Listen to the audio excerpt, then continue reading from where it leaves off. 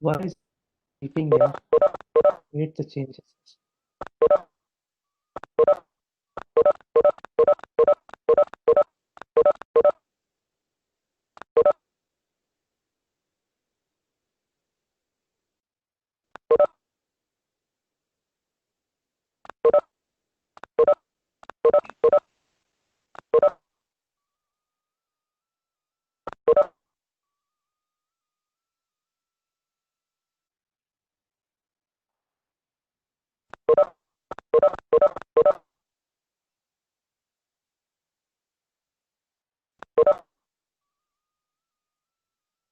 So can you guys hear me and see me?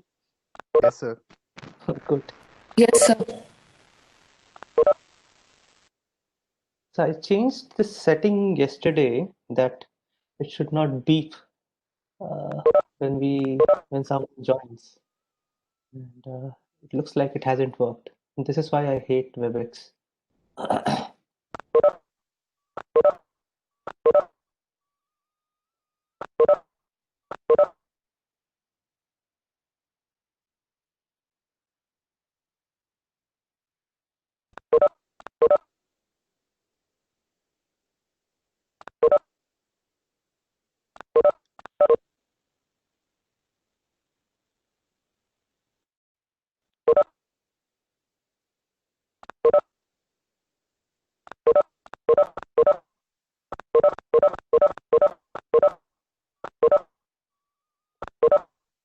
This is as annoying as it can get, this tone. Oof. Good morning, everyone. I'm just trying to figure out if this beep thing can somehow be taken care of. Yesterday, I thought I have made the settings.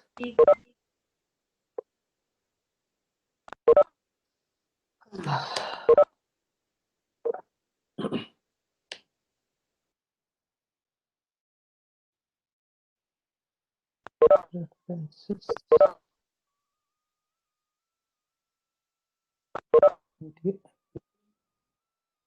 Yeah, I've changed this entry and exit tone to no tone, but still there is tone. I'm not sure what is happening.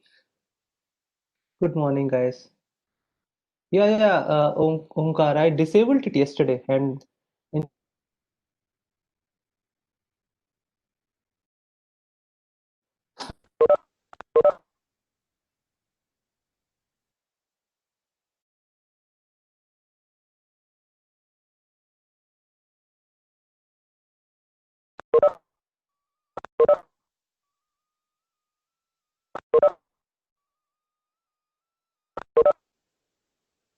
maybe is it that I started from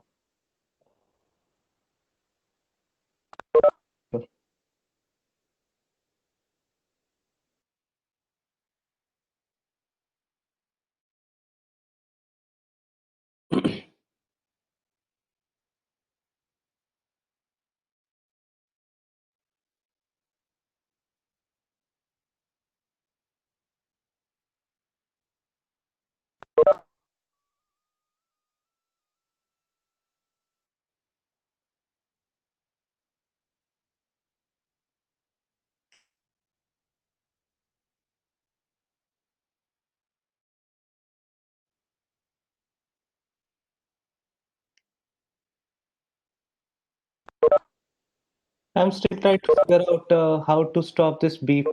It's really annoying. I should join from my browser. I'm not sure. I'm using their app. Mm,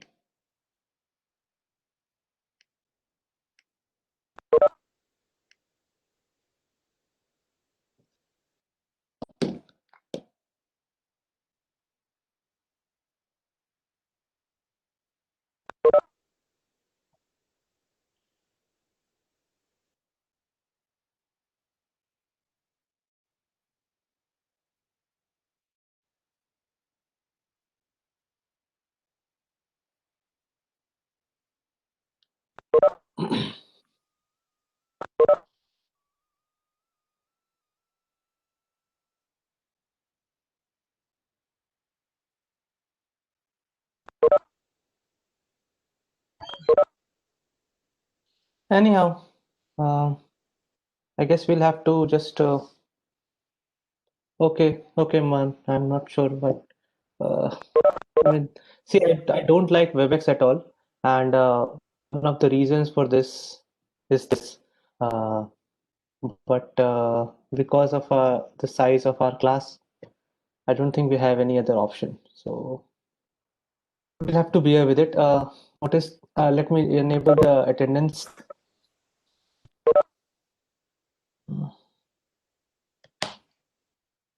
Attendance.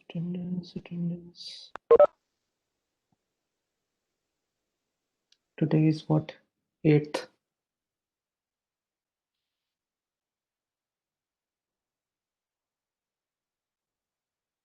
This is IT plus CS. This is yeah, CS plus AI. Okay, so you,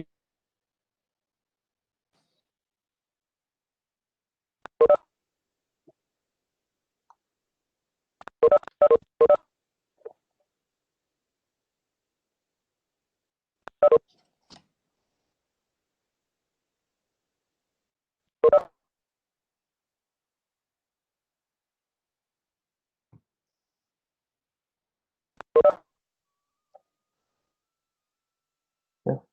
And at the end of the lecture, I will send you this sheet, just like I did yesterday.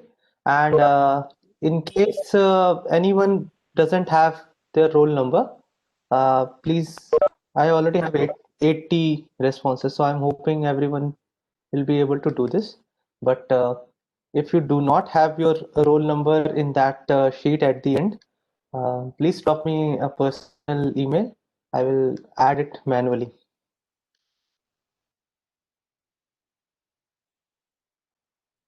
Actually, Sahil, I was exactly in this favor. I had 6 lecture slots, and I said I'll only need 2 lecture slots, in a week, because I will have this discussion kind of thing.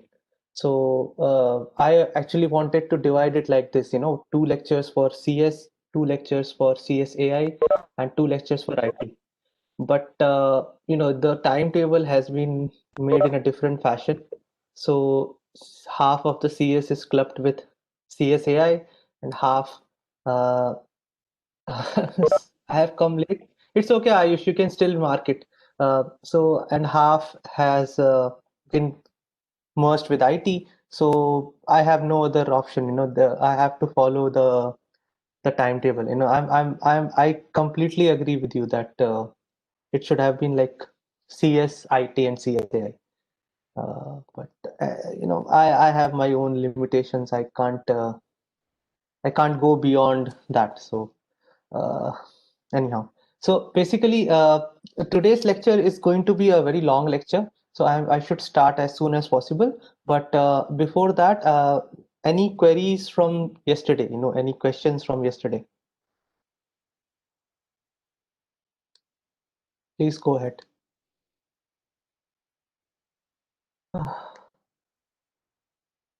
And by the way, I did send a resource for studying number systems, and uh,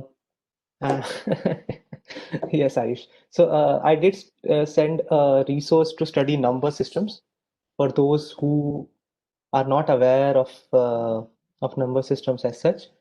And I hope uh, no, I will not. If you want, so what homework is something like this.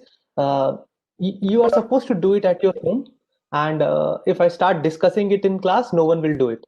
So you do it at your home.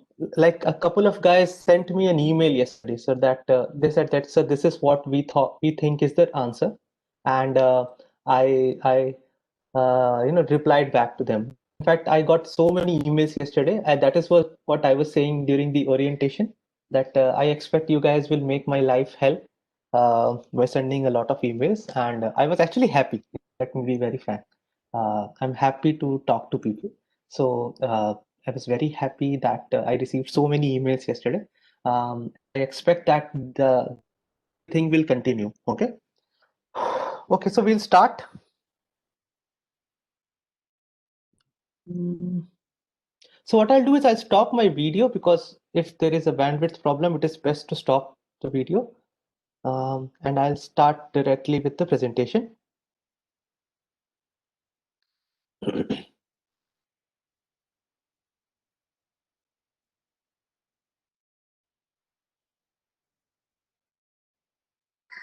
Sir, but let's discuss the yesterday's homework no for once. Sir, I Okay, didn't fine. get that ASCII code one. Okay, oh yeah, that is right. Okay, and what was the other homework? The other one was, sir, that stored program computer, that Wikipedia one. Yeah, what was yeah, my memory has become really weak. Let me just open up my presentation. So universal Turing machine. Yes, Yeah. sir. Did you Sir. guys read about UTM? Any idea about UTM that fascinated you? Anything related to UTM that was fascinating? So because see, I did not talk about UTM because you will actually study UTM in detail during a course on automata theory. And I thought it will be overly complicating stuff right now. So I did not talk about UTM, but the idea of UTM is basically you have an unlimited tape. So tape is pretty much like an input device, input and as well as for output. In fact, back in the days when we discussed these things, right? I mean, when these the von Neumann architecture came up, and a long time after that, the input and output used to happen either on things like punched cards, or on things like magnetic tapes. So that is why that magnetic tape thing is very common in computer science. So that UTM that you read, basically it's like this. We say that anything that can be performed by a UTM can be performed by sorry, the opposite. Anything that a computer can do can also be performed by a UTM. It's not the other way around always. Okay, sometimes it is possible that there is something. So basically, UTM is kind of the superset of all computers. So anything that you can do with a computer, you can do it with a UTM. This is the overall idea, that it's a conceptual thing. And basically the foundation of computer science is mathematics. So from that perspective, UTM is the theoretical the theoretical model over which a computer works. Okay, as I said, I just wanted you guys to get a bit interested in computer science. As I said, this is also one of my tasks. Um, I'm trying to get you interested in programming and computer science as such, so that hint to read about UTM was more in that direction. But as I said, you don't have to worry if you did not understand what a UTM is. There will be a course where you will study that in detail. Okay. Any other homework did I give? Sir, that ASCII code 8-bit equal to 1 byte. Huh. So essentially, the issue is something like this. I think we discussed it yesterday itself, that the initial ASCII codes that you required, you only had 128 characters or so to represent. So in order to represent 128 characters, the number of bits you need is only 2 to the power 7. But you will study more as an when you start studying switching theory and logic design and all those things, that many a times your computer will actually round off things to the nearest multiple of 2.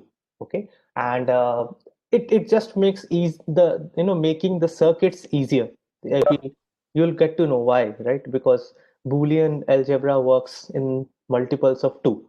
Any function that you will create So let us say if I have 3 bits, okay, the 2 to the power 3 is 8, and so I can actually represent 8 different what can I say, combinations using 3 bits. So there is a background to it. You will again, when you study electronics, you'll understand the importance of base 2. But the answer is right. It is basically dependent on that ASCII. In order to represent a character, you needed at least, that is what the term is, at least 7 bits. You could of course have anything more than that. So the nearest round off for 7 was 8. So this is the overall answer. Okay, don't again. These are historical things. Don't go too much in that. I just wanted you guys to study a bit. Um, Sir, but I didn't get that. What does ASCII code really mean, sir? What it is? yeah, I'll tell you today. So today is the lecture that is going to give you a very good. I hope it's resolve some doubts that you had yesterday, and it is also going to give you the overall, uh, you know, a brief overview of what exactly is programming. Okay, so shall we start? Yes, sir. Okay. Yes, sir. Yes, So sir. this is the revision. So what you know already is that we saw something like a block diagram of a computer, and it had CPU, it had input devices, it had output devices, and a memory element, something like this. This we already saw yesterday. But And sir, I had one more doubt from yesterday.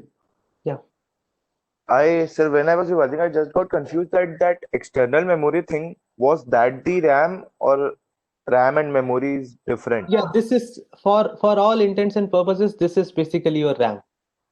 Okay, sir. Okay, And we have this not is talked not. about ROM, na, sir? No.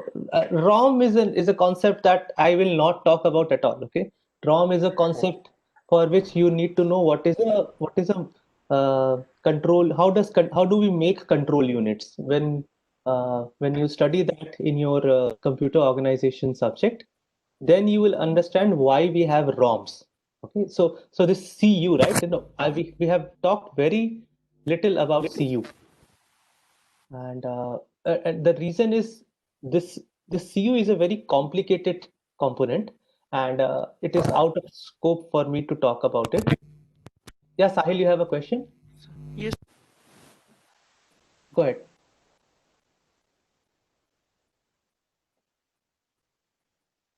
Hello? Hello?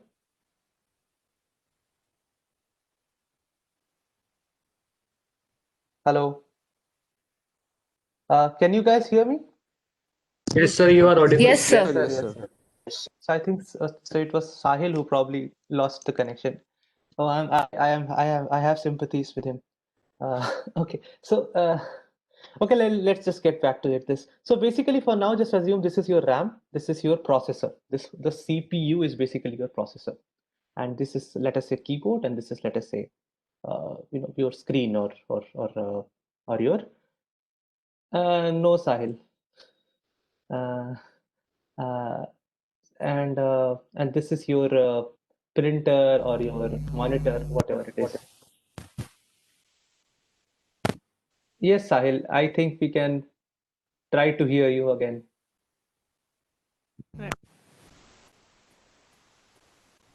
Okay, so Sahil, what we'll do is you can just keep your questions ready. We'll talk to you about it in the end because we have a long lecture to cover. Okay, so so basically this is the model that we studied yesterday, and we realized that it is, what is auxiliary storage. So auxiliary storage, I have not talked about it, but essentially auxiliary storage is something that is parallel to this. Okay, so you probably have it here or something like that. You add, so auxiliary storage is essentially your hard drive. Okay, this is where you store stuff for your auxiliary storage is the disk where you store stuff. Okay. Uh, so so it is going to be tedious again, right? Because we are saying that the whole electronics world, it only works in zeros and ones. So that is going to be tedious to use, because we have to do all the communication using zeros and ones. But modern computers have, it's not just modern, it's there for a long time. But basically, computers have this assistant for you, which can actually do the hard work. So you basically talk to the operating system in a somewhat higher level language, not always higher level, but higher than zeros and ones. And then the operating system will make sure that the coordination between the hardware works as expected. Okay, so it is the operating system that operates the hardware on your behalf. And hardware is basically just a glorified term for all the electronic components that we studied yesterday. The operating system basically adds a layer over your hardware, and you essentially talk to the operating system, and the operating system is the element that talks to the other elements of your system. One of the elements from that system, and this is very important, a lot of people did not understand what main memory is. I received a lot of emails. So let's just start with the main memory. The memory component that we have shown here is the main memory. And that is why there is a term called auxiliary memory. That is what Sahil was asking. Can you guys see my full screen? Because I have a window here that from the WebEx. Okay, good. So now, although it is not technically accurate, the term main memory is basically the actual thing that you guys colloquially call as RAM. Okay, it is not accurate from a technical perspective, and you will understand more about it as you study more computer science. But for now, just assume your main memory is RAM. The main memory is basically where the operating system puts some instructions for the system to execute. Okay, this is the confusing part that a lot of people did not understand. That what exactly are these instructions? Why do I need a memory? Why can't I simply talk to the CPU directly? These were some of the questions that people had, that the emails that I got. So we'll see why, what is the advantage of having a memory, and letting operating system use it. So any data that is required to execute those instructions are also kept in the main memory. I'll show you a proper example today of how that happens. So this is an example of what a main memory might look like. Okay, so essentially you have something like this. Okay, so as this, essentially you have this main memory, which I have said that its capacity is 16 bytes. Okay, so what 16 bytes really mean is, okay, as you remember, 1 byte equals 8 bits. So basically a byte is pretty much like a word in the binary world. Okay, so it is made up of individual bits. Okay, and how many bits does it have? We have already had this discussion. It has 8 bits. So essentially what I have is I have 8 bits here. Okay, this is one memory location. It is 1 byte and it has 8 bits. So you can store 8 zeros or ones in this particular memory location. And these are addresses of this memory location in binary system. So basically it is the same number here. And I've also written the decimal system so that you understand this. So basically 5 in decimal equals 0101 in binary. Similarly, 12 in decimal equals 1100 in binary. I sent you the number system tutorial. Read that to understand how this conversion takes place. How can you convert this to this and this to this? But for now, basically understand that these are equivalent things. 12 equals 1100 in binary, and 5 equals 0101 in binary. And this is a main memory. Its capacity is 16 bytes. Each byte consists of 8 bits, 8 zeros and ones, and this memory is byte addressable. So what I mean is byte by byte addressable is I can read or write 8 bits at a time. So it's not like I'm going to read a particular bit for memory location 0000. So that I don't know. whenever I read or write something, I do it in denominations of a byte. So 8 bits at a time. And you can see the addresses here. So now, so essentially, the width of this particular main memory is also known as word length. Okay. Now, the reason this is different, this is a different term, is because what I have shown you is all these have only 8 bits. It is possible that your memory comprises of it's basically fatter than this. The width of your memory is more than just this. Okay, in which case we say that the word is more than 1 byte. Okay, so essentially what I'm saying is the length is just like this. Just assume that instead of 8, I can have 16 or 32. And this is what you have to understand. It will always be in a multiple of 2. Okay, it's not like I will have a word length of 17 or 15. It will always be in multiples of 2. So it is either 8 bits or 16 bits or 32 bits, so on and so forth. Again, don't worry much about that. For now, just assume that your memory is something like this. It has each location is basically 1 byte. The word length is 1, and this is how it looks like. And does anyone has any questions? Sir, it can't be like 5 bits or 7 bits. See, in theory it can be. Okay, in theory it can be anything. But that is what I said. When you start studying how circuits are made, you will understand that they are only in multiples of 2.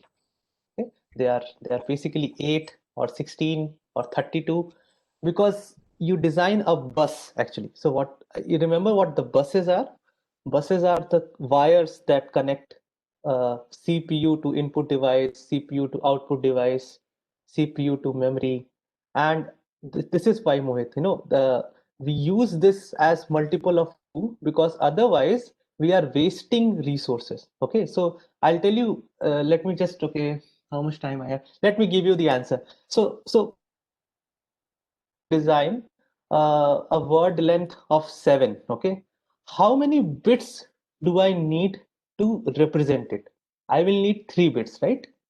Because I need to represent 7 different states. Now, how many bits do I need to represent it? Again, 3 bits, because I can represent 2 to the power 3 different states with 3 bits. Problem is, we all this is basically to maximize my resource consumption. Okay. Now, if I use a word length of, let us say, 9, okay, I will need 4 bits to represent I will need 4 wires in my there are 4 that I may. Now this is the problem. If I'm already carrying 4 states, I can actually represent up to 16 states with the help of it. So I should not have gone this. So essentially the idea is something like this. When you design your circuits in electronics, you have to do that on the basis of number of Boolean variables. Okay, and because the number of Boolean variables will not be 2.5. Sorry, is my voice lagging? Okay. Um, so okay, so for some people, I'm sorry, right? I mean, okay. So yeah, Nehal, what was your question? You can just unmute and ask. I just Sir, you said that it should always be a multiple of 2, but sir, till now we were talking about 2 to the power of 0. So, do you mean the powers of 2 or the multiples of 2? power, sorry, not multiples, like powers of 2. Yeah, sir, sir. Thought I'm that. sorry, Thank you, I'm sir. sorry if I use the multiple. Yeah, it's basically powers of 2. Okay, so it's like this: 2 to the power 0, 2 to the power 1, 2 to the power 2, 2 to the power 3, things like this. I'm sorry if I use the term multiple. It's basically powers of 2. So when you will design your circuits in your switching theory course, you'll realize that these circuits, the what you have to decide at any point of time is how many variables do you use in Boolean algebra to represent your circuit or your Boolean function? And that will always be like 1, 2, 3, 4. It won't ever be a fraction, right? I mean, how many variables can you have in a function f? It could either be f x comma y or x. It cannot be x comma y by 2, something like this, right? I mean, a function would either be a one variable function, a two variable function, a three variable function, so on and so forth. So similarly in Boolean algebra too, the functions, the circuits that you will design will be either a one variable circuit, two variable circuit, three variable circuit, and each variable will essentially require a wire in your system. Okay, so you transmit that bit from one place to another. So if I use, let us say, three wires and keep myself restricted to only 7 different states, it is a poor usage of resource. Okay, and this is why if you have three wires to transmit data, I can represent up to 8 different states. Uh, this is just a very vague idea, as I said, right? I mean, let's not go into since the basic unit have. Sorry, I cannot read the chats so fast. So if your question is important, please unmute and ask. Okay? Uh, Sir, I was I'll try asking my that, best. sir, I was saying that since basic units of computer have only 0 or 1 as the input, the output will always be in the PNC of 2, मतलब power of 2, sir. So it is in that direction that uh, you know the idea is something like this. If I make a system which takes, yeah, the best example is this. Let us say a phone number. You know how do you represent a phone number? You represent it with 10 digits, right? Now, if I say in my world, my phone numbers are never going to be more than 9 followed by 9 zeros. Okay, 9 0 0 0 0 0 0. I can do that, right? But it is an inefficient use of my space because I can actually have numbers which are greater than 9 into 10 to the power 10, right? This is 9 into 10 to the power 9. So this is the issue that for efficient usage, I should use the full space rather than a curtailed space. And I do not design circuits for curtailed spaces because I will have to use that much resources. So it's like this. Even whether my phone numbers never start with a 9, I'll still have to use 10 digits for them, right? My phone numbers will still occupy 10 digits. So why don't I use all the numbers from, let us say, 0 0 0 0 1 to 9 9 9 9 9 9. It's in that direction that if you have a fixed number of space, fixed amount of space, you should try to use it to the maximum extent. And this is why we'll always work in the multiples of 2. uh, I'm sorry if it is not getting clear. The idea is you will have to design some hardware, and that hardware will have certain constraints. You cannot design a hardware, efficient hardware for, let us say, 7 bits. It has to be for 8 bits or 16 bits or 32 bits. Okay, nothing in between. Is that clear? I mean, I'm not sure. I'm Okay. The idea is that you have to read more electronics to understand why we talk everything in the terms of powers of 2. So let's just go ahead for now, because today's lecture is something that you will understand. Um, so for now, just assume that I have a word length of 1. So the width of my main memory is 8 bits. I can store 8 bits in each location, and each location has an address. So this is address 0, address 1, address 2, and this is another thing that you will see in computer science. Everything will start from 0 and go up to n minus 1. So if I have 16 bytes, the addresses start from 0 and they go up to 15. This too comes from the Boolean algebra. That in Boolean algebra, for the first number for any n-bit space starts with 0 0 0 0 0 0, and that corresponds to 0. And the last number is 1 1 1 1 1 1, so on, and that corresponds to n minus 1.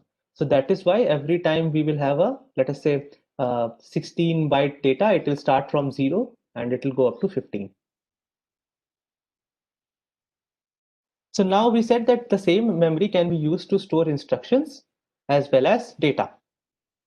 So this is a very simple example of that. Okay. Now let's just examine what this thing is.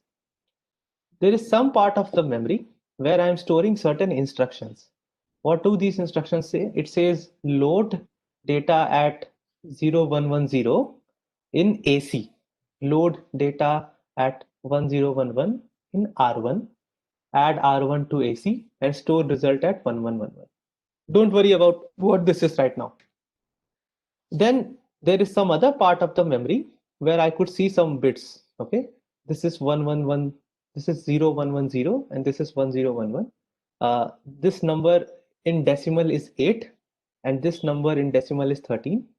What these instructions are trying to do is they are trying to ask the control unit to add these two numbers, 8 and 13, and store the result at address 1111. So this is the address.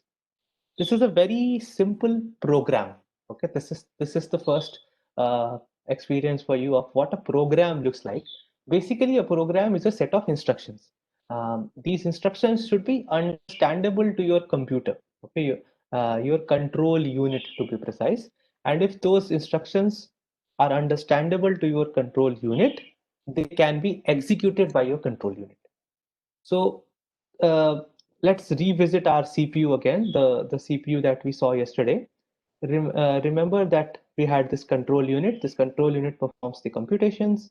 Let us take the example of addition. We want the control unit to add two numbers, 8 and 13. How can we arrange the relevant instructions and data in the memory? So this is how it looks like. Now, this is something that we discussed yesterday, but not at length. We had these registers that we talked about. Okay, the registers, as I said, is something that the CPU can use for for managing the computation. It is not the final result, but basically you use them for any kind of intermediate computation. Yesterday I just asked you that it is used for things like carry, but now you will understand that it is used for far more stuff than just intermediate computation. Today we'll see what these registers do. Out of all the registers that you have in the CPU, there are two special registers. They are known as PC and AC. Okay, and then there can be one or more general purpose registers, and we usually call them as R1, R2, R3, so on and so forth. Now, AC stands for accumulator register, and it is the primary register that your ALU uses for its operations. And for, let us say, a single operand operation, let us there was one operation in Boolean algebra that takes a single variable, and that is the NOT operation. So if I just want to perform a NOT on a particular Boolean variable, all I need is a bit. If I get 0, I make it 1. If I get 1, I make it a 0. So now it is not a single bit.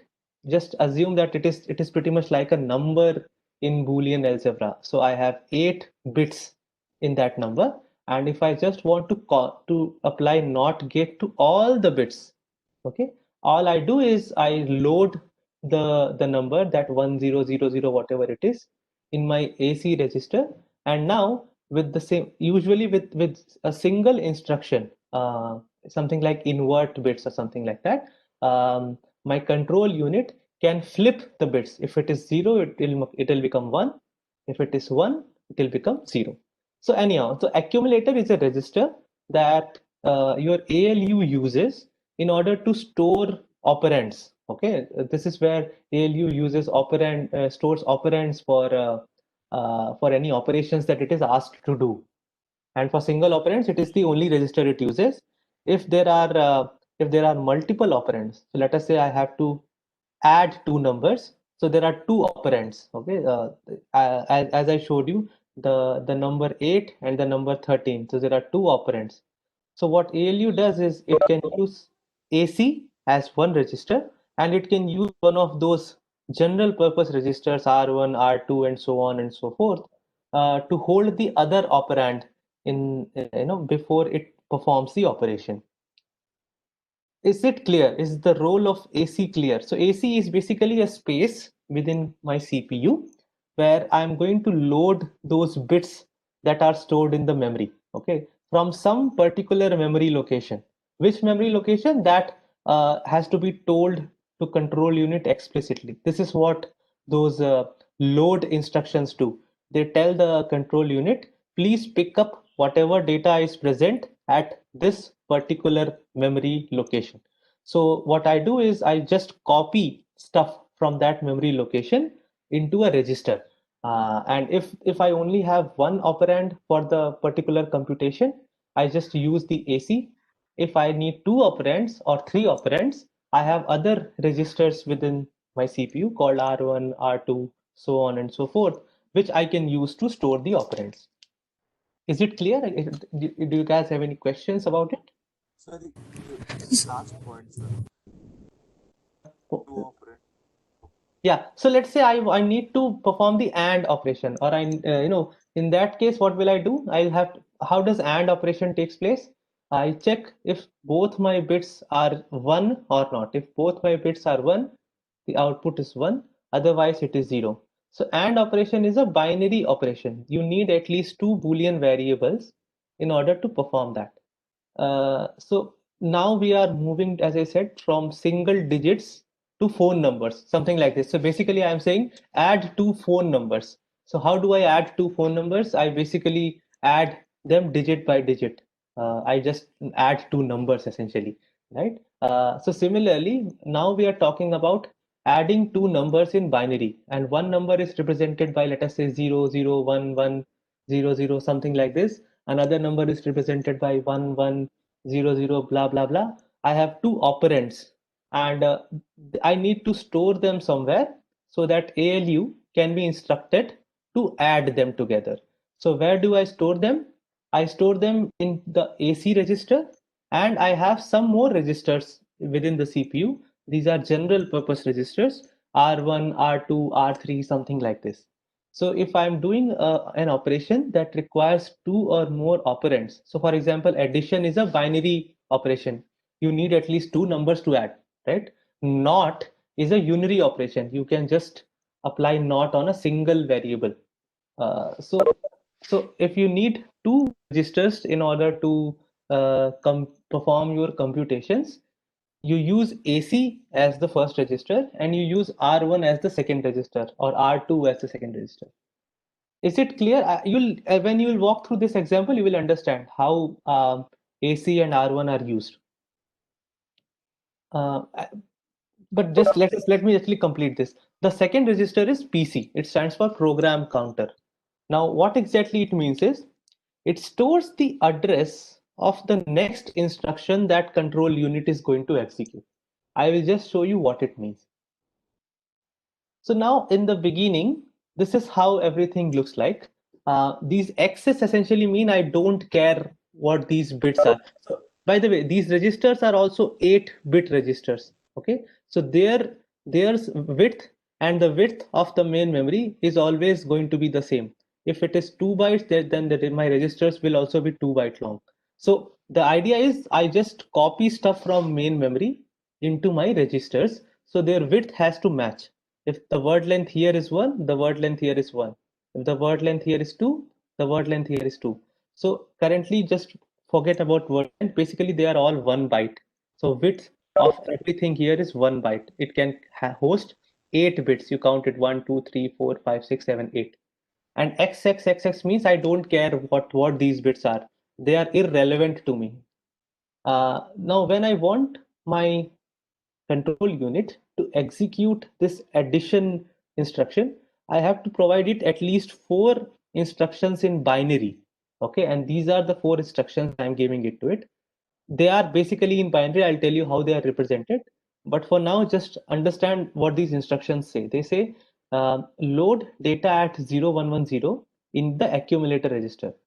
Okay, and then load data at 1011 in the R1 register, add R1 to AC, and store whatever result it is in at memory location 1111. So these are 4 instructions that I am giving to my control unit, And how does control unit execute it? Now let us have a look.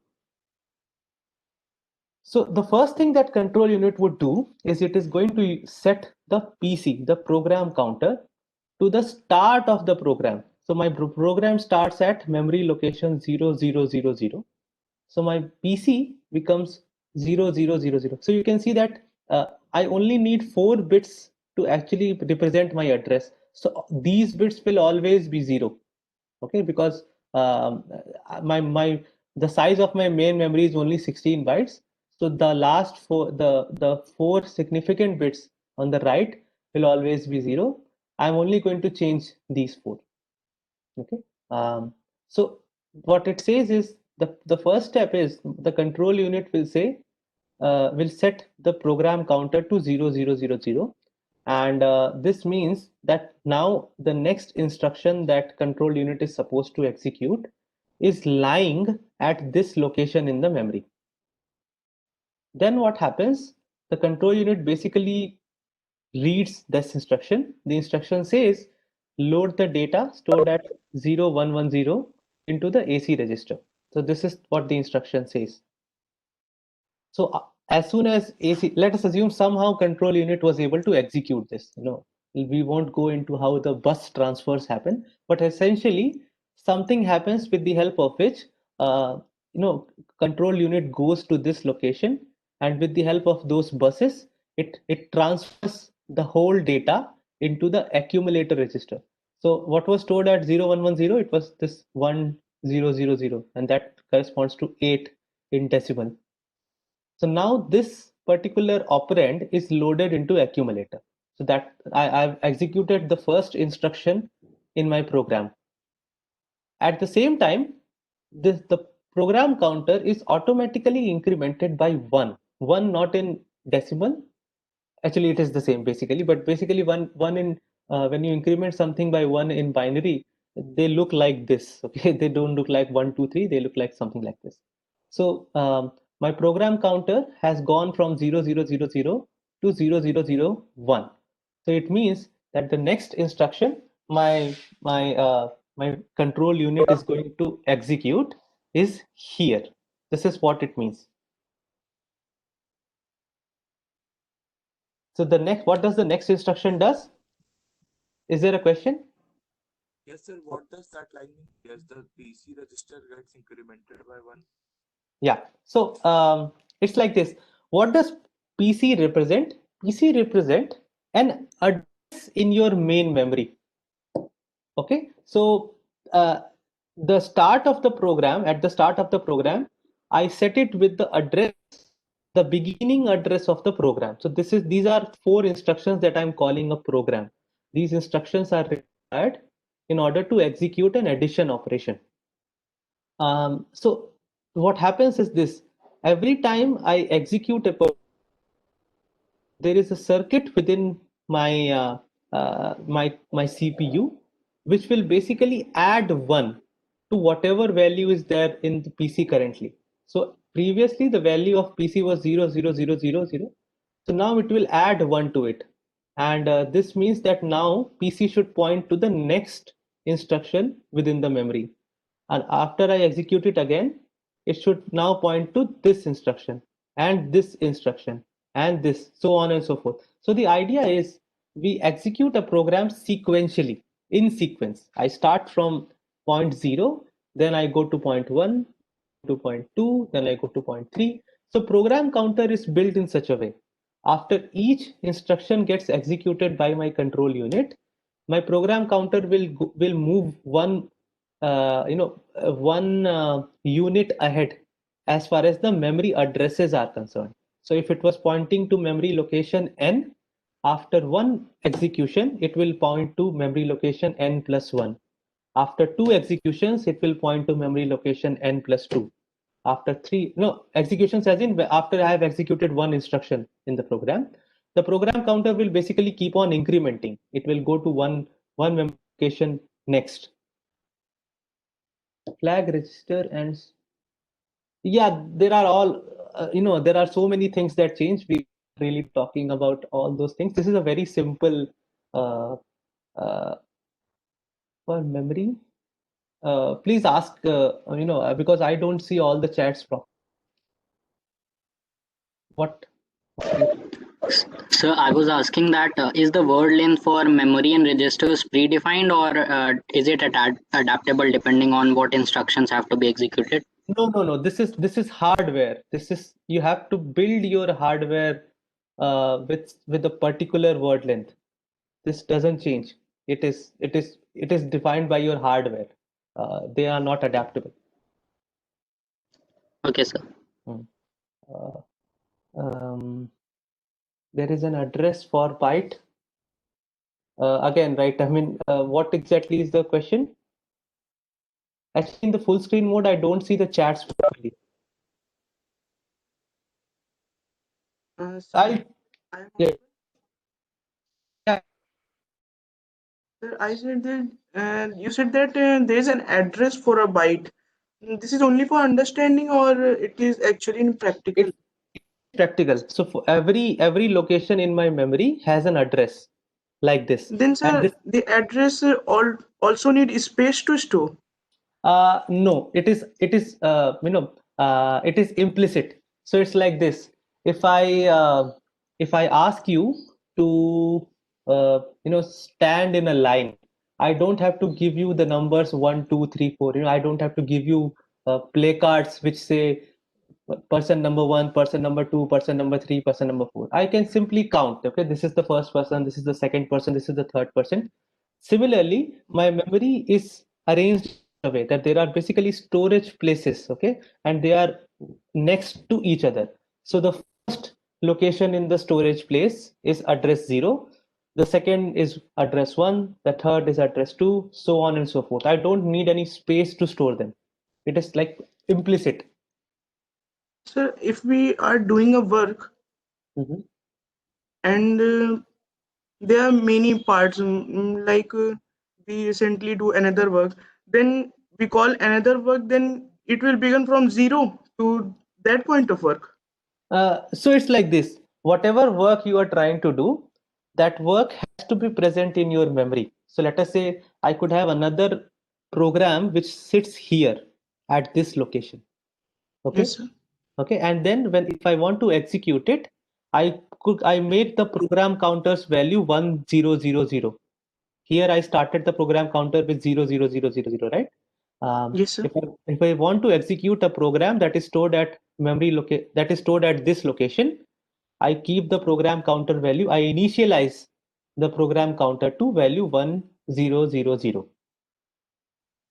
Okay, it clear? So okay. basically, program counter stores an address, and this is the address of the instruction that I have to execute. So I have another question. Hmm. Sir, like we are using operands Hmm. and operators. Hmm. If we call an addition operator, then the Hmm. addition operator also come here to between these operands, or it will directly Yeah. accessible where it is stored.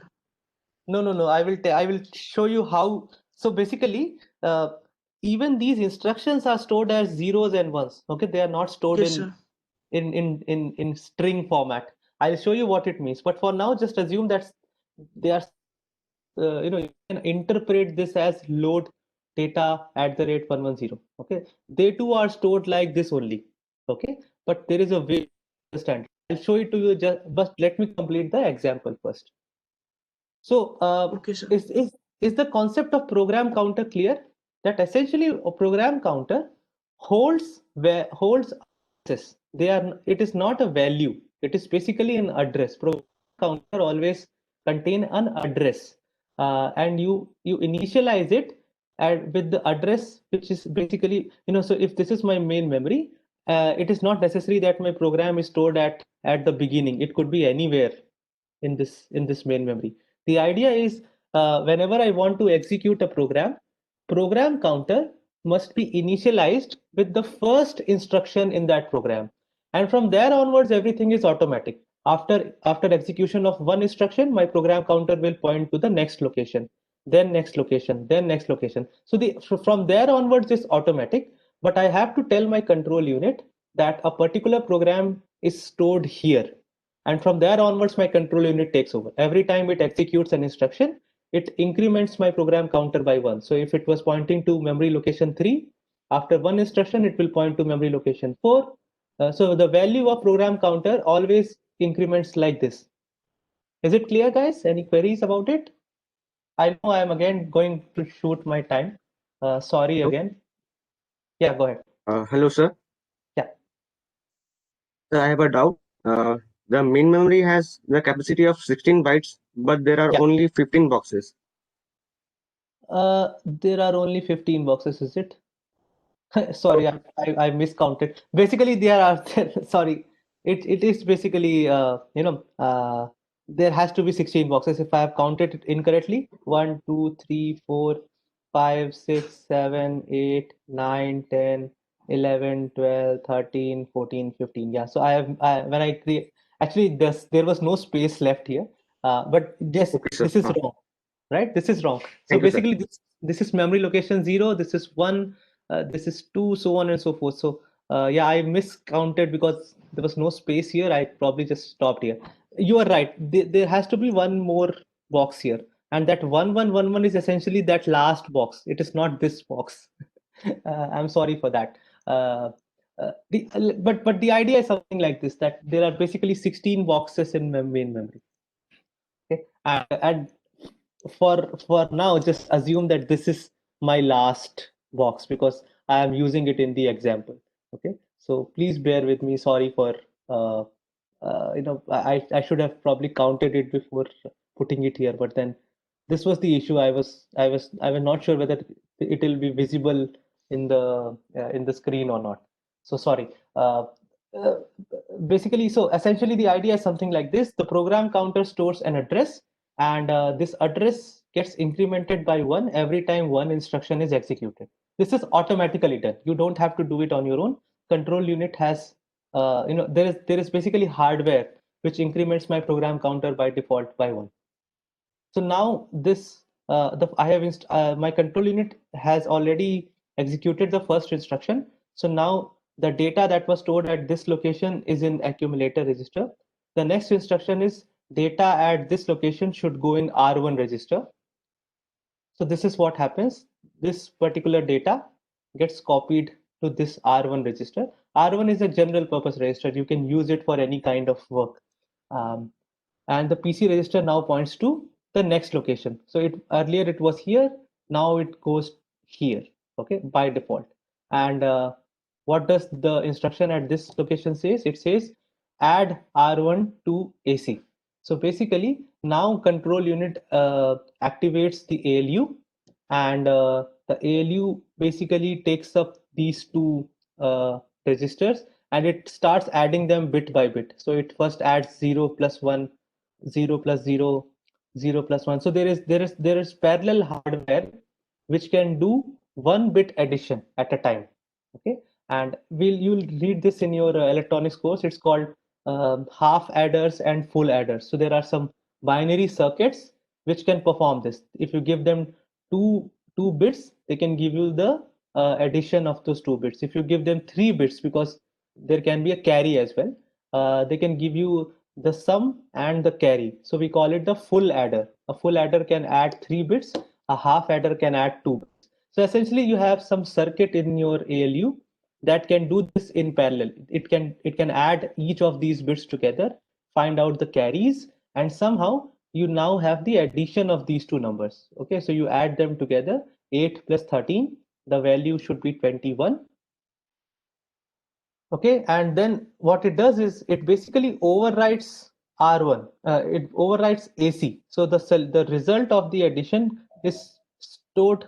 Yeah, Gagan, go ahead.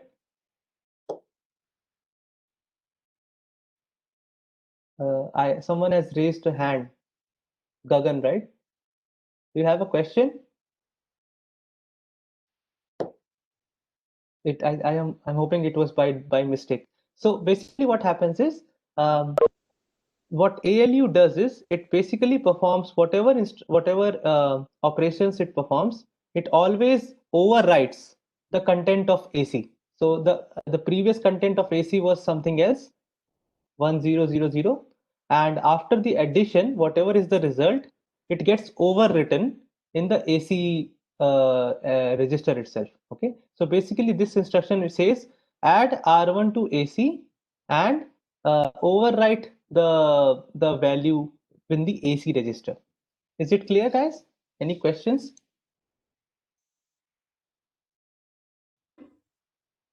Explain it again, so the addition part. Yeah, so what happens is something like this. I have these two registers where I have these values stored. Now in the ALU there is some hardware which can somehow add these two bits at a time, figure out if there is a carry or not. If there is a carry, it will basically send it to this bit, and I keep on adding them like this: 0 plus 1, 0 plus 0, 0 plus 1, 1 plus 1. And it's like, say, it's like adding two numbers in decimal system. You keep on adding the digits, and then if there is a carry, you go to the next digit, then you add them again. If there is another carry, you go to the digit on the left, so on and so forth. And then finally you have a value, the addition of two numbers. So what ALU is going to do is, there are two numbers stored in two registers, AC and R1. It has hardware that can somehow add these two numbers, 0 plus 1, 0 plus 0, 0 plus 1, and then compute the final result. The final result, okay, that has to go somewhere, it has to be stored again. So the hardware is built in such a way that your accumulator register gets overwritten, so the sum also gets stored back in AC itself. There is a feedback mechanism, so in which you start from this version of AC, you add this to it, and then the result again comes back to AC. There is a hardware connection between this. The output and the input is somehow connected. Does it make sense, Pulkit? Yes, sir. Right. Okay. So then what happens is, basically this is a two numbers, this is addition of two numbers, and I do it bit by bit. I have hardware in my ALU which can do it bit by bit, and it somehow figures out what is the addition of these two numbers. The final is again stored in AC itself. And this, as I said, is 8 plus 13 is equal to 21. So the value is this is essentially 21. Now the PC register now points to the next instruction at location 0011. So this is now PC, right? You remember PC will be incremented every time by 1. So after execution of this instruction, the PC is now pointing here. And what does... Yeah, go ahead. When we Yeah, overwrite go. AC register, will the previous data will be saved? It will be deleted No, or trashed? no, it is lost. It is lost. It is lost. Okay, sir. Yeah, it is overwritten. It is lost. I cannot recover what the previous data was. Okay. So now my next instruction is store result at 1111. So at this point, what it basically means is control unit will pick up whatever is there, whatever is the content of AC. Control unit will pick it up. There is a memory location where it should go and sit, and this is what the CU does. Again, please, forgive me for miscounting. This just assume for now that this is the 16th box and not the 15th box. So basically, this is memory location 1111, and this is where my result finally comes and sits. Is it clear, guys? Sir? Any questions? So this is what happens when my last instruction is executed. Now the values of these registers are again x. It doesn't mean it is x. It basically means I don't care what they are. Control unit doesn't care what these values are. Control unit has executed a program. It now doesn't care what these values are. Essentially, what happens is, in real world scenario, the control unit is never free. Okay, so right after this program, there will be some other program that it has to execute. So at the end of this, control unit will now put the address of the next program in PC, and the same process is executed. So congratulations, you are now a programmer. You understand how programming works. Any queries? Sir, I have a doubt. Sure. Sir, you said the PC register automatically increases by 1 after every execution of the instruction, right? Yeah, So yeah. how does it know when it has to stop? Like, how does it Yes. know that some particular instruction is the last instruction that has to execute in the program? Yeah, so essentially there are two more instructions that I have not written here. There is a start instruction and an end instruction. So when the PC actually, when the control unit reads an end instruction, it essentially, so there is a marker. There is a way to tell my control unit that this program has ended. For now, just assume it like this. You will study more about it when you do assembly language programming. Okay, sir. Thank you. Any other queries, guys? So now clear, why do we have a memory? What is the advantage of having a memory? Sir, I have a doubt. Go ahead. Sir, PC commands to execute the lines in the main PC memory. Yeah, so PC has an address. PC does not have a data. Never. It always has an address within this. Okay. It is So commanding to execute.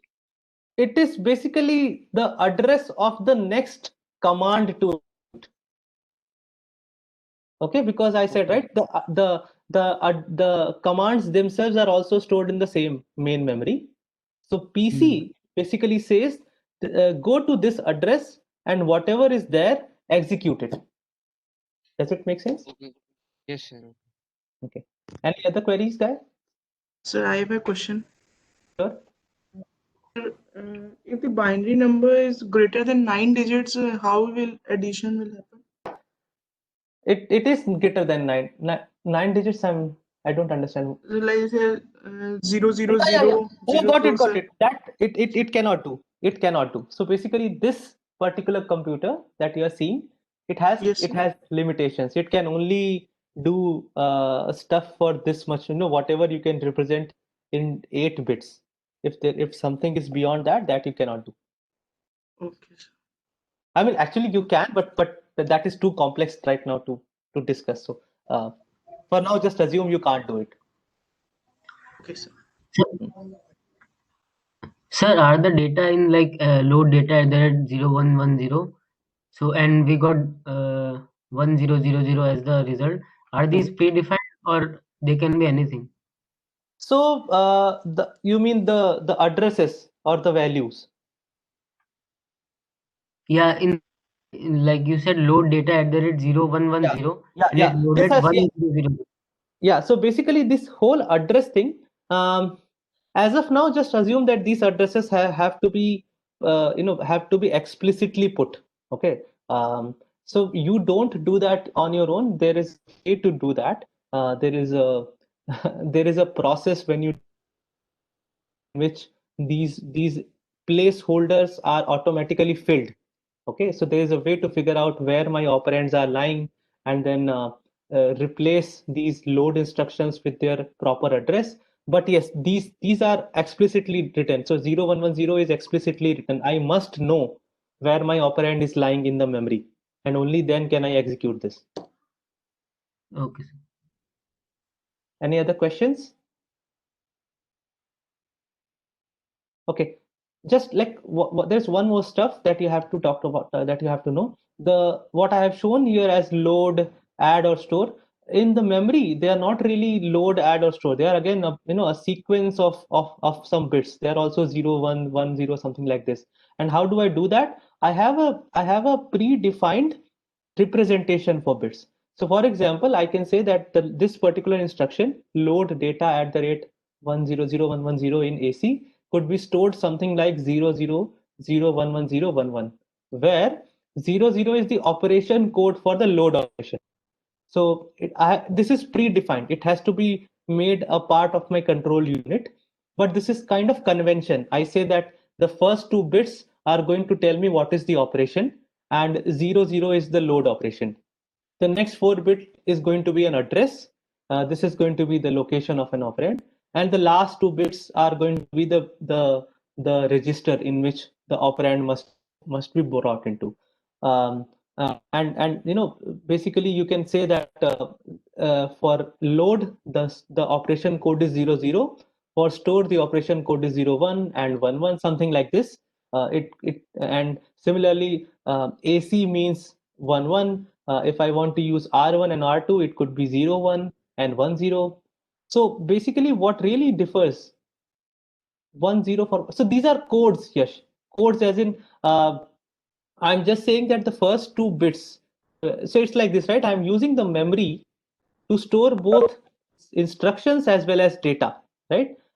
So how do I differentiate between it, right? How do I realize that this is data and this is instruction?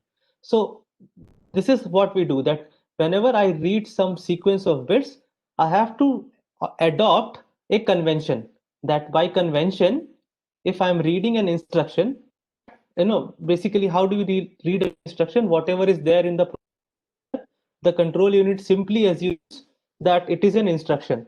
If you have made a goof up where you initialize program counter to a data value, all hell will break loose.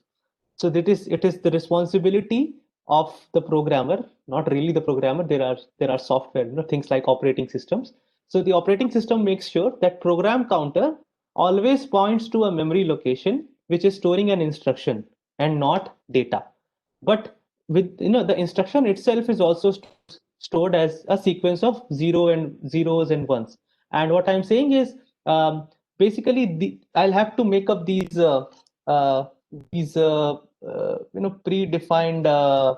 predefined conventions, that if I read 8 bits, the first two will be interpreted as an operation code.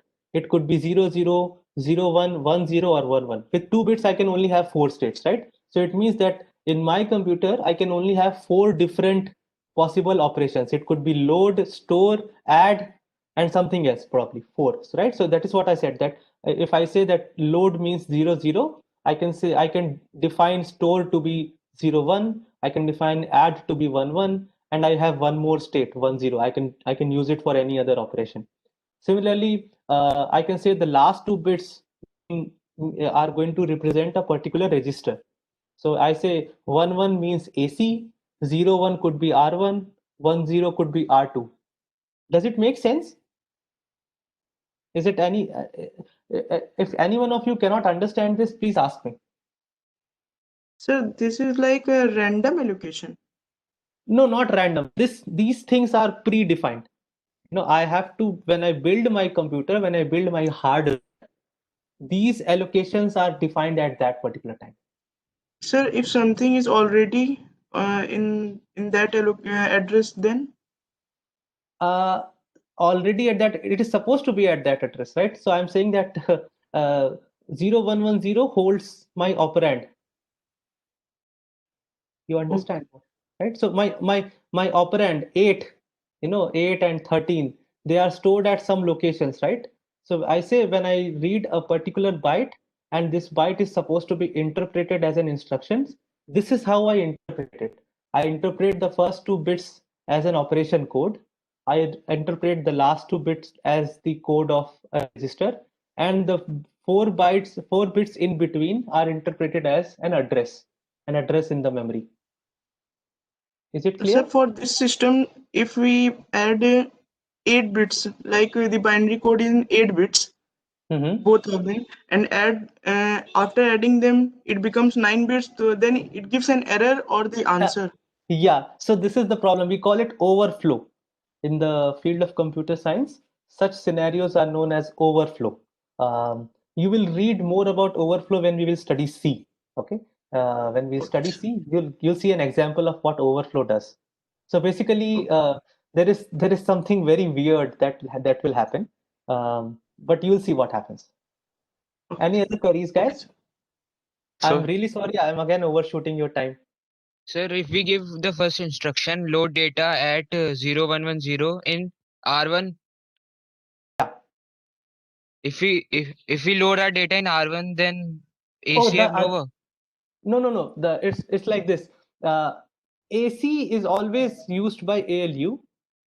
Yeah, Rohit, I'll just answer your question. So AC is where your results are stored. Okay, at the end of a computation, ALU will store your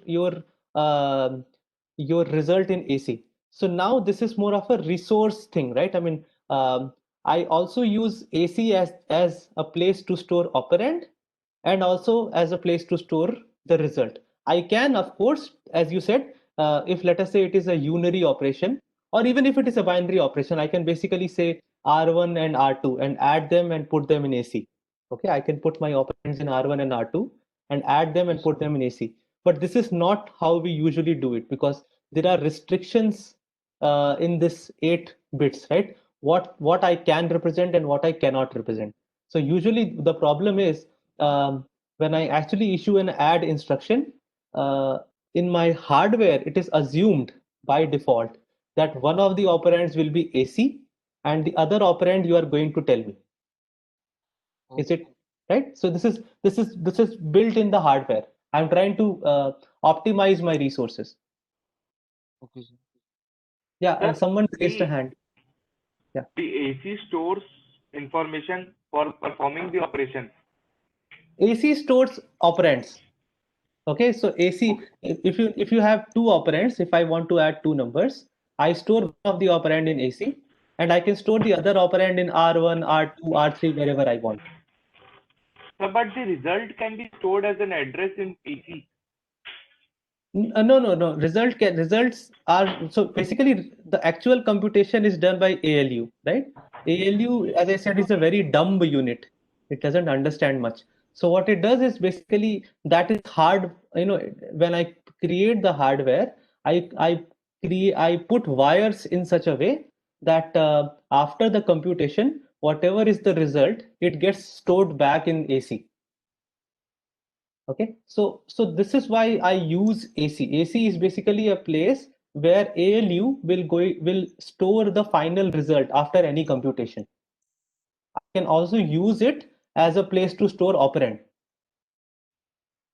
just for resource optimization. Is it clear? Sir? Go ahead. So if the instructions are also stored in binary form, then doesn't it limit the number of operations you can do? Like yes, store and add are only 2, right? So yeah, exactly. And this is what is the problem, that when you design a computer, you have to design a particular instruction set. Okay, and the number of instructions that you can have in your instruction set is governed by the number of bits that you use for operation code. If the number of bits are more, you can have more operations defined in your system. If the number of bits for operation are less, you can only have lesser number of instructions. In fact, there are two different types of philosophies. They are known as RISC and CISC, RISC and CISC. You can read more about it. It's probably too advanced for you to read about it anyhow. But you are right. The number of operations I can represent here are only 4. I cannot represent more than 4. okay, sir, thank you. Take this as homework, Yash. I haven't given it, but please take it as a homework. Any other queries, guys? I'm sorry again, I'm overshooting your time. Thank you, Nehal. Any other queries, guys? Okay, I'm sorry. So basically what differs is how these bits are interpreted. There are two more things, and then I have another presentation of 5 minutes. So please bear with me. Let me just zip through this. There are two more things that you understand. There is an input device and there is an output device. The input device is basically the device with the help of which I actually store these programs and data items in the memory, right? Now, a typical input device is a keyboard. Again, there has to be a mapping between A, B, C, D, and 0011, 0011, stuff like that. But this mapping is done by your operating system. The operating system understands what you are typing and what needs to be stored in the memory. This part is done by your operating system. And these input devices are connected by wires. We call these wires as buses. And what the operating system basically does, it figures out how to, whenever you type something, what needs to go and at what location in the memory. So all these things are managed by my operating system. Okay? So basically, operating system is essentially a collection of assembly programs, and some of these assembly programs are capable of transferring data from your input device to one particular location in the memory. This is basically all you need to do for now. Similarly, you have an output device, right? So once you have this computation already stored in the memory, I need to show it back to the user, right? And the output device has to fetch something from the memory, exactly the opposite of input. So the OS understands how to manage your output device. It will figure out where your result is within the memory. It will connect your laptop's screen or monitor or whatever it is, the output device, to that particular location in the memory. And then there is a program, an assembly language program that operating system has, which can transfer data from memory to your output device. So to summarize, I'm sorry for browsing, for going through at such a brisk pace. I have another 5-10 slide presentation, so I have to finish it. So basically what your operating system does is something like this. It manages your input devices, it manages your output devices, it manages your main memory, and it coordinates with your control unit to get some computation done, right? So basically it provides an easier interface for us to get our jobs done. Easier because in theory we can always directly manage the CPU without any memory, without anything. So in that case, I'll have to do all this thing on my own. I'll have to plan each instruction at that level, give the input to CU, let the input be executed, so on and so forth, which will be too tedious. I'll have to learn how to speak in 00111110, whatever it is. So that is the issue. We don't use hardware directly. We use an operating system. Okay, you'll have a whole subject on operating system, so let us leave it here. Guys, I'm really sorry. Can I take like 5 more minutes, 10 minutes more of your time? I'm really sorry. I'm running out of time every day. Sorry. Yes. Okay, you have a class at 10:30? 10:30 or 11, I guess. I'll just take. I think 11. Yeah, I'll just take 5 to 10 more minutes. This is not something where you will have too many questions. So this is the concept of virtual machines. Okay, I'll just. So what exactly are virtual machines? Basically, you just saw what operating systems do, right? They make your life much easier if you use them. They perform a lot of tasks on your behalf. But exactly how these tasks are done, that could differ from one operating system to another, right? And this is where the choice of an operating system comes in. What interface do they provide you versus how they manage your hardware? It can be different from one operating system to other. Linux is usually considered an operating system which is closer to the hardware. So it manages your hardware in a much better way. It also gives you a finer grained control over the hardware. Windows and Macintosh are usually known to be closer to the user. So they hide finer details of your hardware and they try to manage it on their own. So now one problem that you might say is, let us say I bought an operating system which had Windows and I just don't want to remove it. What can I do with it? There are certain software solutions that can help you here. Okay, so they are known as hypervisors. So what a hypervisor is it is basically again a collection of programs. But what this hypervisor does is it actually emulates a hardware. Emulates hardware means it can basically emulate a control unit, a main memory, an ALU, stuff like that. That's a question. तुमने पूछते हो कोई कुछ जरूरत ही ना समझ में आ रही है Shore, can you? Yeah, sorry. So basically, a hypervisor is another program that runs on top of your on top of your operating system.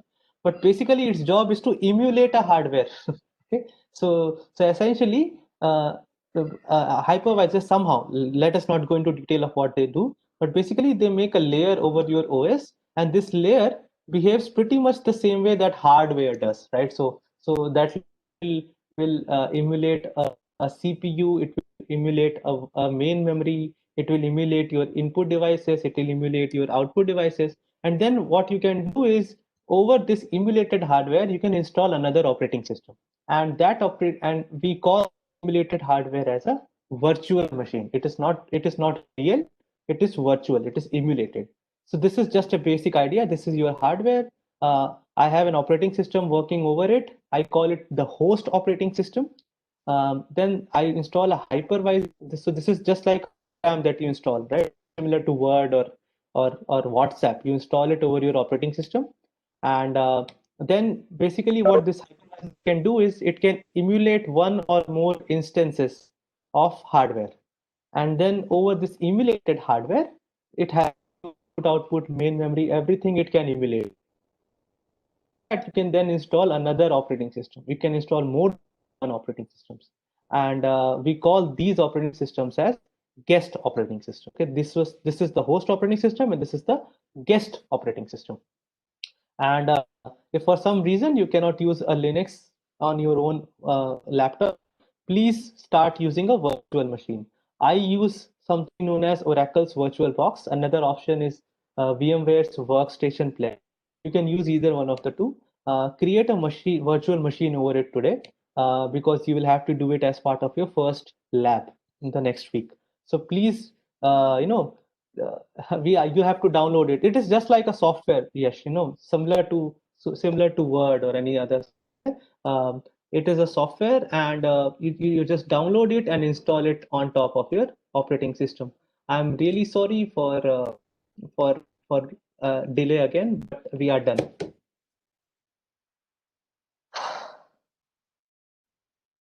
About how to do that, please send us the slides. These slides are already uploaded on your course drive. Yeah, some people told me that I should start using Classroom.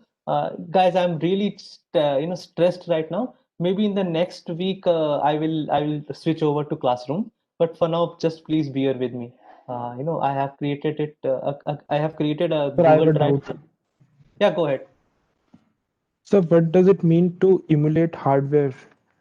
So it is a very complex thing, but essentially what does your operating system do? Okay, your operating system has a way to load itself at the start of your system. Okay, so when what really happens is, your system has something known as BIOS. Okay, uh, uh, uh, basic input output.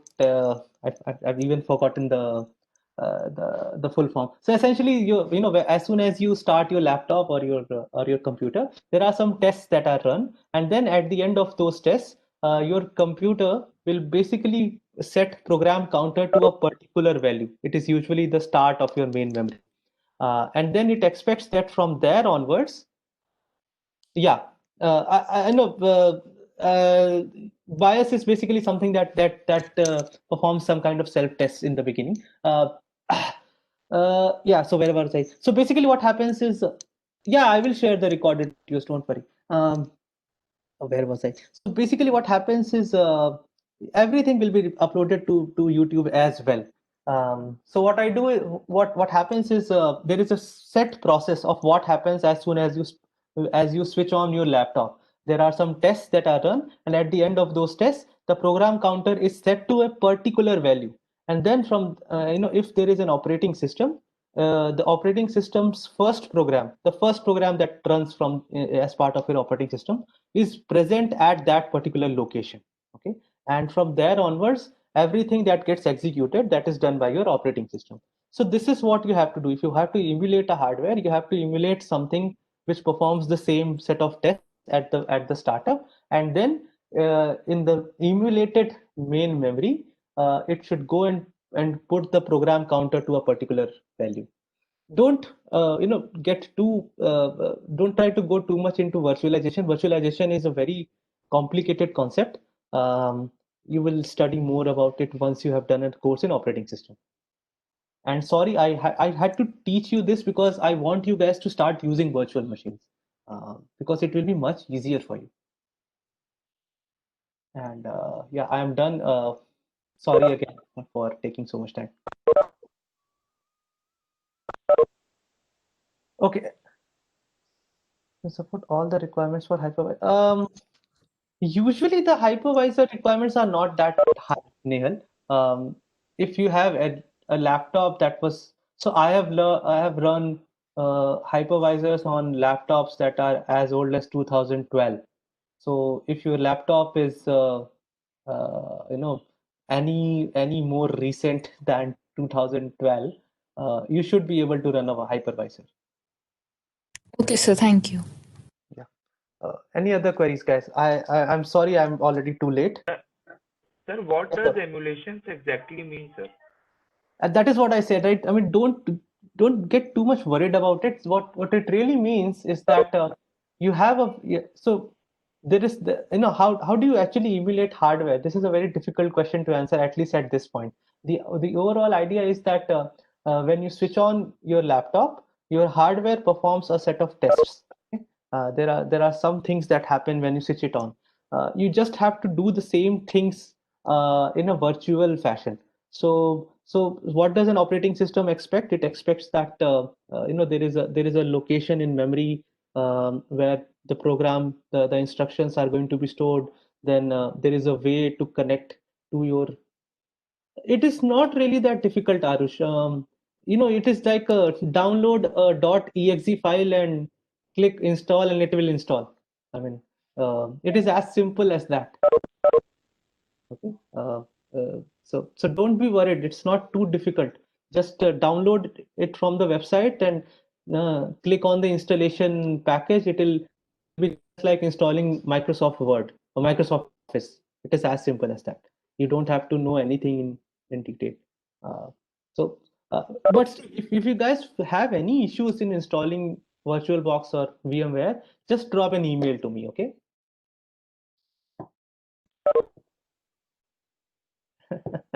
Okay, so emulators, you can probably talk to Abhinav. He knows more about emulators. Guys, any other queries? I'm sorry again, I have taken a lot of time. Otherwise, we'll just break. Okay, guys, so we are breaking, and we don't have a class tomorrow. Unfortunately, the schedule of the end semester exams is such that I have a exam scheduled in the same time as the classes, so I cannot take a class. That is why I had to rush over uh, the the virtual machines part. I had to take 2 lectures today. But from next week onwards, I will give you your lectures beforehand, and you can watch all of them. And then we'll start having the shepherding thing. Okay, guys, thank you for your time, and bye, guys. Yeah, and the slides So and everything. So we are done this week then? Yeah, we are done this week. No labs, no lectures. Okay, sir. Okay, guys. Thank you. Bye. Thank you, sir. Thank you, sir. Thank you, sir. Thank you, sir. Thank you, sir. Thank you, sir. Thank you, sir. Thank you, sir. Thank you, sir. You, sir. Thank you, sir. Thank